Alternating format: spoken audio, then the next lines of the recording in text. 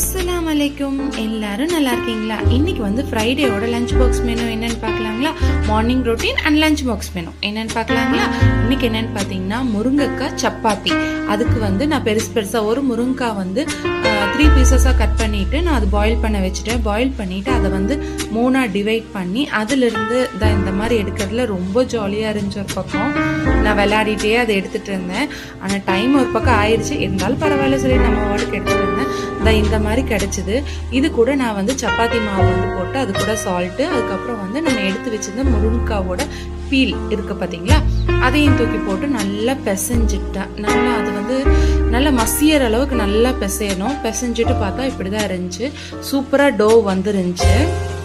இது என்னன்னு பார்த்தீங்கன்னா நம்ம வந்து கடலைக்கறி தான் ப்ரிப்பேர் பண்ண போகிறோம். அதுக்கு தேவையானது 2 ஆனியன் கட் பண்ணி வச்சுருக்கேன், 4 பீசஸ் ஆஃப் தக்காளி கட் பண்ணி வச்சுருக்கேன், ஸ்பைசஸ் வச்சுருக்கேன், அதுக்கப்புறம் மல்லி, புதினா, இஞ்சி பூண்டு பேஸ்ட், இதெல்லாம் தான்.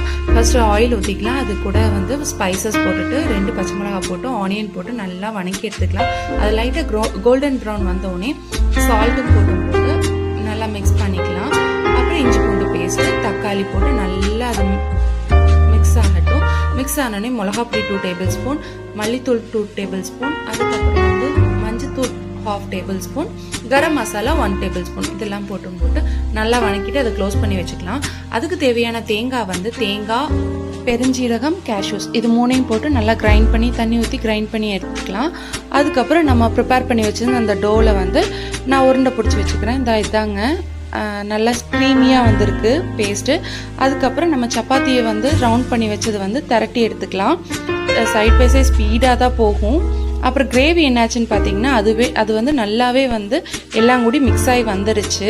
எண்ணெயெல்லாம் பிரிஞ்சு வந்துருச்சு. அது கூட வந்து நம்ம கடலையும் யூஸ் பண்ணி கடலையும் போட்டு அதுக்கப்புறம் வந்து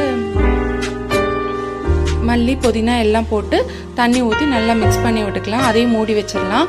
அது விசில் வரட்டும். அதுக்குள்ளே நம்ம இந்த சைடு என்ன பண்ணிகிட்ருக்கோம்னு பார்த்தீங்கன்னா சப்பாத்தி வந்து போட்டு எடுத்துகிட்ருக்கோம். இதுதாங்க இன்றைக்கி லஞ்ச் மெனு.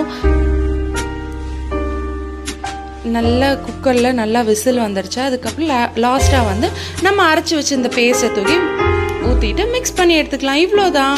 பாருங்கள் எவ்வளோ சாஃப்டாக வந்திருக்குன்னு பாருங்கள் சப்பாத்தி. காலையில் இவங்களோட பிரேக்ஃபாஸ்ட் பார்த்தீங்கன்னா தோசையும் கடலைக்கறி, இதுதான் இவங்களோட பிரேக்ஃபாஸ்ட். வாங்க இப்போ லஞ்ச் பாக்ஸ் மெனுக்கு போகலாங்களா?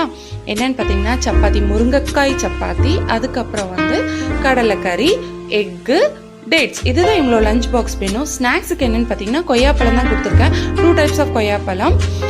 சரி, ஓகே. இதே மாதிரி உங்களுக்கு lunch and snacks box menu வேணும்னா கண்டிப்பாக நம்ம சேனலுக்கு லைக் பண்ணுங்கள், ஷேர்